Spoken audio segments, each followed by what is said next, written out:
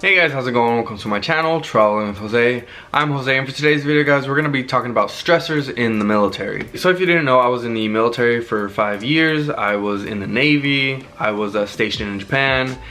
So today's video, we're going to be talking about stressors, and I don't want this video to sound like I'm complaining, just because I did make a video about the military and a lot of people said I was complaining. I mean, it did sound like complaining when I watched it again, but it was more like that's just how life is. You know, you get used to it.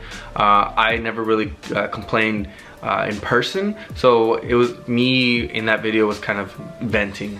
So it just so happens that a lot of the world saw it. So being in the military for a couple years, I know firsthand the stressors that I went through and that others went through. So I have a list of a couple things that I actually sat down with people that I served with, and I asked them, I was like, hey, what stresses you out? I was actually looking online and I typed in on Google most stressful job in America, and of course many articles. Number one is military personnel. If you have any questions, don't forget to leave them behind. I definitely always answer back. I've been getting better at answering back these days. The first topic that I'm going to cover is the lack of sleep. So yes, sailors are always tired, and that's because the pace on a ship is always go, go, go. So for me, example, let's say I was waking up at 5:30 to be there at 6, and this was because I lived on the ship. Now if I would have not lived on the ship, I would have probably had to get up at 5 and then get going so I can be on time to work at 6. Just for example, having watch on a certain day, right, and having watch at like 1 a.m. till like 5 a.m. and then you have to work a whole day. You see where the lack of sleep comes in. So another thing that I want to cover is missing your family. Now depending on where you are stationed, you can either be close to your family or you can be stationed across the world and be so far away from them and not be able to visit them frequently. So that homesickness, that missing your family definitely adds to the stressor, just because you might feel like you are being distanced from them because you might be on different time zones and you can't get in contact with them. You know, everybody back at home has their life, so they're not really focused on you because they have to do what they have to do. So just not being able to get in contact with them definitely stresses you out while you're in the military. Your home, and when you first start out, is a ship if you get stationed on one. So you're stationed on a ship and you eat on the ship, you work on the ship, you do everything on the ship, you work out, everything. Your home is a ship, and that in itself is really stressful because you can't disconnect from work. The people that you are working with, you will be around them 24/7, which actually leads me into another topic, which is privacy. There's little privacy on a ship. I don't know if you guys saw in my Navy Life on board video where I'm living with 6 other people around me, and you know, we all have to share the restrooms. We go eat at the same place, so you're really never going to have privacy. And that's something that you know, you might take for granted now when you're out of the military again, or when you do have time for yourself. You really do appreciate all the privacy that you get when you are at home. There would be at least 80 people in that area, all getting ready for roll call, and we all had to go through that roll call all together to make sure everybody was there. And then we would separate into our different divisions, but we would still be surrounded by so many people. And that does get stressful because, you know, different ideas, different people, different attitudes. You don't always have the luxury of having your own office in the Navy. So just hanging around so many people all at one time, it gets stressful. Something else that happens on the ship, because there are so many other people, is that you get sick frequently. And that's very unfortunate, but I mean, there's nothing you can really do about that. You're stuck on a ship with all these people. For instance, they don't wash their hands and they spread bacteria. You get sick, you catch the flu, you catch what we call the double-headed dragon, which means you're gonna throw up and you're going to diarrhea all at the same time.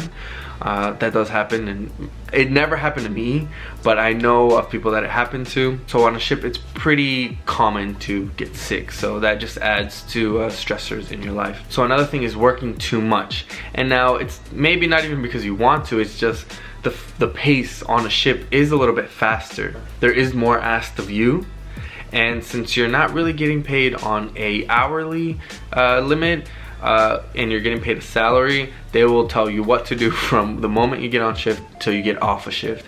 You know, sometimes you don't even have time to eat, which has been the case with my work, where you know, I would try to go eat, or we would actually try to cycle people out so we had time to eat. But if we had something going on and we couldn't go eat, well, then we just had to like either try to have snacks that we can eat later, or just kind of go hungry until the next meal came about. You know, different ideas come together, and guess what happens? Miscommunication. One person says one thing, another person says another, and at the end of the day, you know, nothing gets resolved. So miscommunication is something that happens so frequently, and it's just really annoying because you know, you can say that you have a plan set up and all this going, but it doesn't work out a lot of the times, and it just adds to the stressors of being on a ship. So now, being on a ship and having to go eat, you have to go wait in line.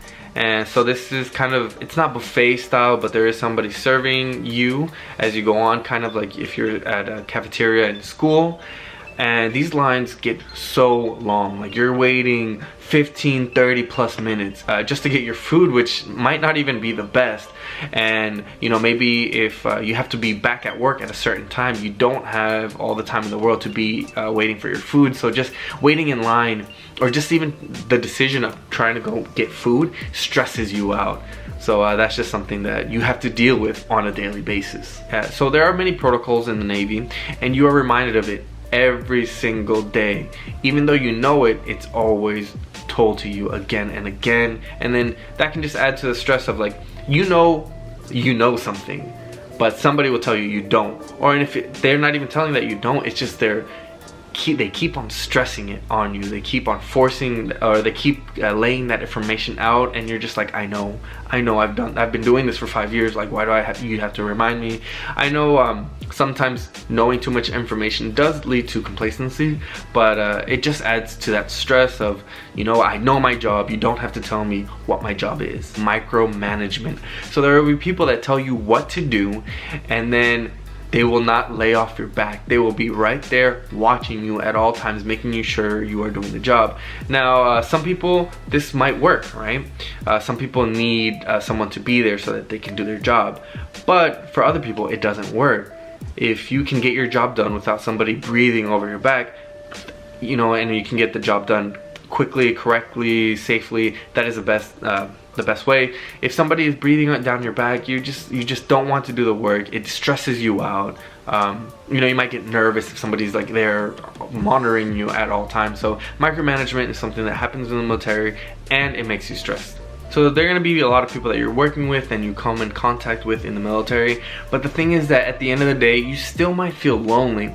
You might not be able to trust everybody around you. So you are going to feel alone many times. And I can tell you it happened to me, even though like, you know, I was out there trying to make friends, or I was someone easy to talk to. But you know what? Sometimes I did feel lonely. Sometimes I didn't want to talk to anybody. Even though we were all going through the same thing, I felt like they couldn't understand where I was coming from. And then people at home, of course, they don't understand what I'm doing, what my schedule is like. So you just feel lonely. You feel, of course, there are times you do feel depressed from this. There's a lot of reasons why people want to get out of the military, and that sense of loneliness, even though there are so many people around you, it's just something that happens. Just being alone just stresses you out. So I mean, if you can find a few certain people in the military that you can talk to, have around you, definitely try to keep them. I feel like I can go on and on about stresses in the military, and why it's #1 always on many articles as to why it's the most stressful job. But another thing with being in the military, at least for me, to give you an example, in the Navy, is that you get deployed, you go underway, and sometimes it's random, sometimes, you know, it's on schedule. But when you are underway, you work a lot more. You are working Monday to Sunday, so you know that stress is there, knowing that you have to go to work every single day, no day off. Simple things can turn into such big ordeals. Like let's say I want to go on vacation. Okay, I have to put the time frame of when I want to go on vacation into a computer.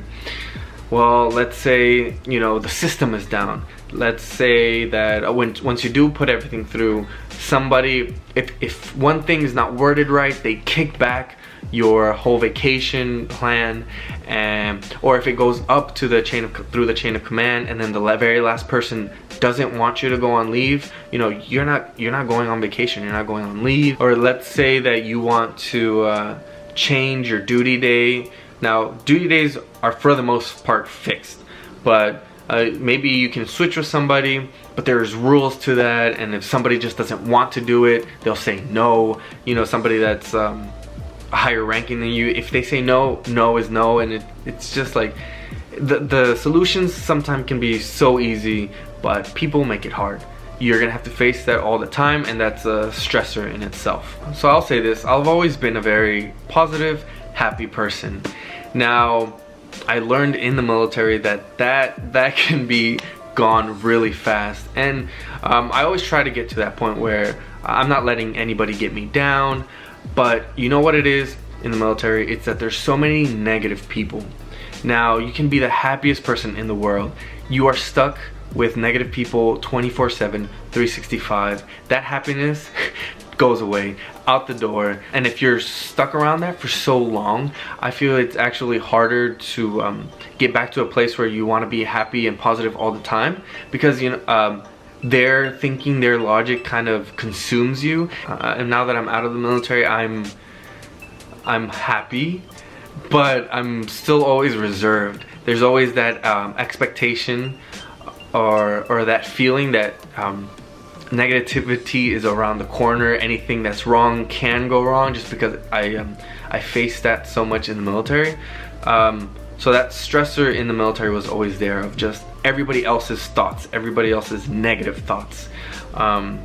Yeah, so mentally, I want to say the military is hard because of that. Mentally, you have to just deal with so many people, so many negative thoughts and comments, and every day people don't want to go to work, but they have to, you know, by law. And so that's a big one, actually, the negativity that goes around. The military does take up so much of your time. Like I said, you have 12, 13, 14, 15 plus hour shifts. So something that you might not be able to do is hobbies that you had. So let's say, for instance, I have my hobby of editing videos while I was underway. If I was just too tired at the end of the day from working so much, I didn't go back to my hobby. I couldn't find my stress reliever, which was editing videos, reading a book. It's as simple as watching a movie, I couldn't do. So your little hobbies, things that keep you stress-free, you can't do it. So that stress is just harbored, and it keeps on stacking and stacking. So if you guys are still here, don't forget to like this video. If you have any questions, don't forget to leave them. But I'm gonna keep on going with some other things. Maybe your job that you had before the military was paying you more. Maybe when you joined the military, you took a big pay cut. So that can be a big stressor for you if it's all about the money, all about the Benjamins for you. You know, the military doesn't pay that well for what I believe we do. Being a sailor soldier is work in itself, and it doesn't matter if you're doing something or not doing something, you're on call. You have the training that is necessary to defend. I know while I was in the military, minimum wage wanted to be raised in certain states. So to that I say, I am getting paid nothing for what I do, for all the stress that I go through or went through in the military. So I definitely appreciate everybody that does serve, and I feel like if you have not served or don't plan on serving or don't understand someone's viewpoint, don't talk shit. Don't talk trash about anybody or anything related to the military if you don't know. Alright, now while you're in it, you can talk all the trash you want, because you know what, you are doing it, you are there. You are giving up years of your life, and you could possibly give your life. So while you're in, you can do all the talking you want, all the trash talking that you want. But when you're not, if you're not, don't talk trash. Try to learn about what it is or what people go through. Now that I'm out of the military, I do appreciate everything that now my friends are going through, or still going through, and if they do their 20 years, you know, my support is there for them. I know I couldn't do it, but now I do have that experience. So being in the military, let's say you have a girlfriend, boyfriend, spouse, they can definitely stress you out. You know, they're kind of sad because you're gone. They want you to be there for certain events, and of course you can't. You know, they might not have work and you're actually paying for their life, you know, whatever it is. Or you might just be like concerned whether they're happy because you're gone so long. You know, a lot of stressors when having a relationship in the military. So that's kind of it for right now. There are other stressors, other little things. You know, it might sound like complaining, but you know, the little things do count when you are in the military, and it all adds up. And I can tell you, it can lead to a mental illness, just total breakdowns. I can tell you, I've had a fair share of breakdowns while I was in the military. I got through them personally. I didn't ask for help, but you know, that's not everybody. Sometimes I do wish I would have kind of talked about the things that I was going through, but now I'm here and I got through it. I feel like it did make me a stronger person, but you know, some people didn't get out so lucky, and I will say that people did commit suicide. They took their life because of all the pressure that was on them, different things. I can tell you personally, I was affected by it. It's sad to see every single time, even if you didn't know this person or maybe you saw them once, and it's all this stress that adds up. It's not like one day one little thing happened. Sometimes to some people it might seem like one day one little thing happened to them and they had their tantrum, they had their breakdown, they committed suicide. Some people might say, oh, I didn't know they were unhappy, or oh, they would be the last person I would think, you know, they were so outgoing and everything. But people handle situations in the Navy differently. So just be careful when you're out there. If you do feel like you're gonna break down, talk to somebody. I feel like this video just had to be made. There's many articles on it, and of course these articles are probably written by people that don't know much about the military. They just know that it's a stressful job, and they can see it from the outside that it is a stressful job. So here's from a personal point of view. If you guys made it this far, thank you so much, and I hope this video helped out in any way, shape, or form. I will be coming to you with more videos soon enough, but until then, take care. Bye.